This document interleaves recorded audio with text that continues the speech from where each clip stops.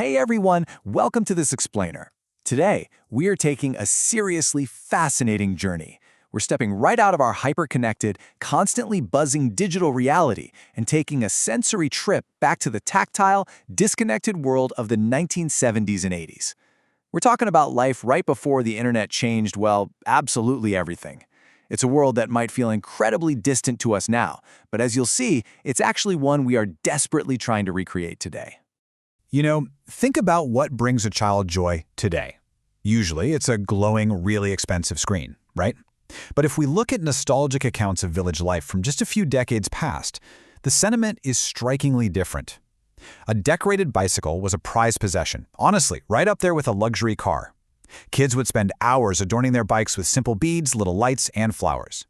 And here is the absolutely crucial point.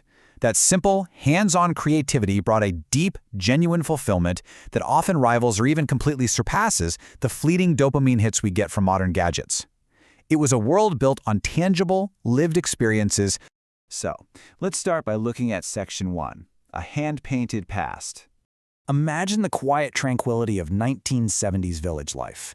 Before the hum of modern freezers or the instant convenience of gas stoves, homes were often just simple mud structures. Yet mothers and grandmothers turned these basic resources into absolute paradises. Just a small, handcrafted shelf holding a few books and an oil lamp offered this profound sense of comfort and peace, something you'd honestly be hard-pressed to find in today's sleek, mass-produced cabinets.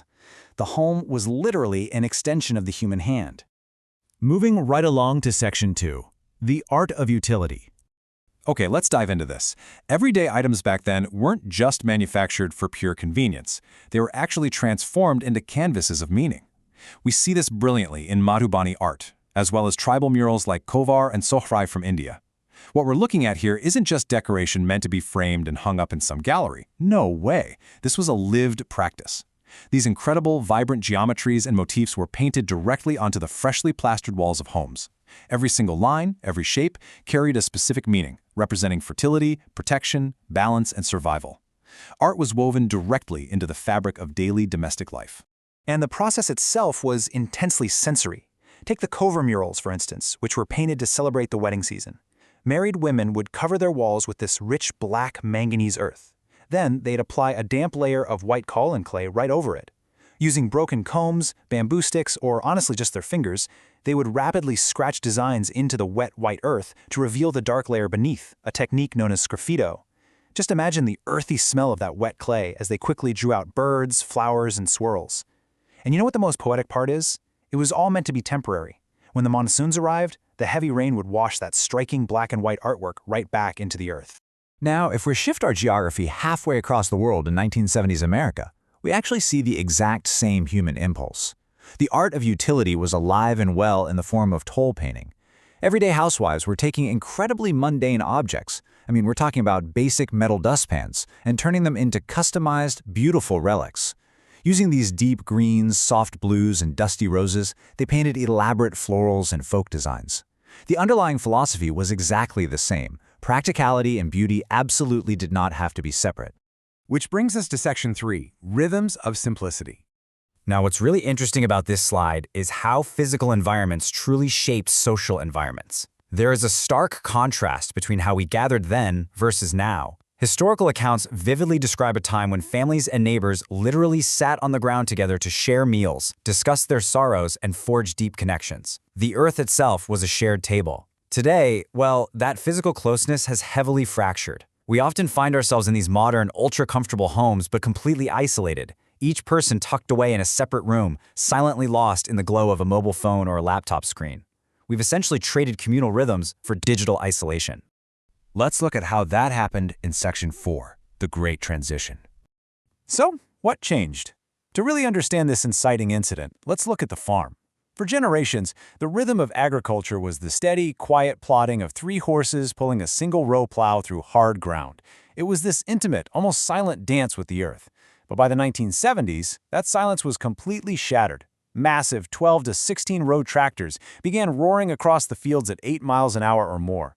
The physical scale and the deafening sound of farming changed pretty much overnight, signaling a permanent shift in how humans interacted with the land. And the disruption wasn't just outside in the fields. It came right into the living room. Get this, by 1964, an astonishing 87.6% of rural farmers had adopted television. That number is a monumental milestone. It symbolizes the exact moment the outside world, with all its global news, loud advertising, and fast-paced culture, permanently entered the quiet isolation of the rural home. The bubble of the isolated village was officially popped. Fast forward to today, in Section 5, the Cottagecore Revival. So, we've seen the world we lost, but the human spirit has a funny way of course-correcting. Today's generation is actively reclaiming this tactile past through a movement known as Cottagecore. And it's not just some niche internet aesthetic, it's a massive cultural shift. To put that into perspective, the Cottagecore decor market is projected to hit nearly $1 billion by the year 2025. $1 billion! This proves something pretty profound. The human need for intentional, handcrafted authenticity is practically unkillable. We are actively seeking out the textures, the colors, and the pure slowness of the 1970s and 80s to counteract the intense burnout of the 2020s. And this brilliantly illustrates how consumer habits are changing rapidly to support this revival. For millennials and Gen Z, thrifting is no longer just a fallback for when you can't afford something new. It's an actual preference.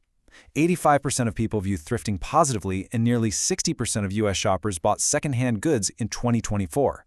Hunting down a genuine 1970s hand-painted dustpan isn't a compromise, it's a deliberate, conscious lifestyle choice to spend less, recycle more, and live intentionally. But why does this make us feel so good? Well, science actually has an answer.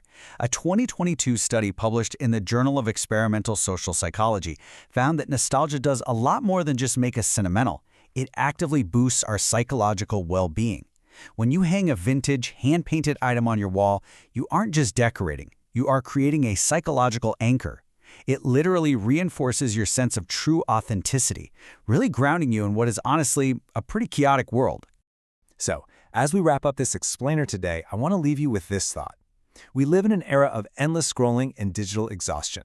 But the past shows us that beauty, connection, and peace were often found right in our hands, whether in a beautifully decorated bicycle, a shared meal on the ground, or a freshly painted mud wall.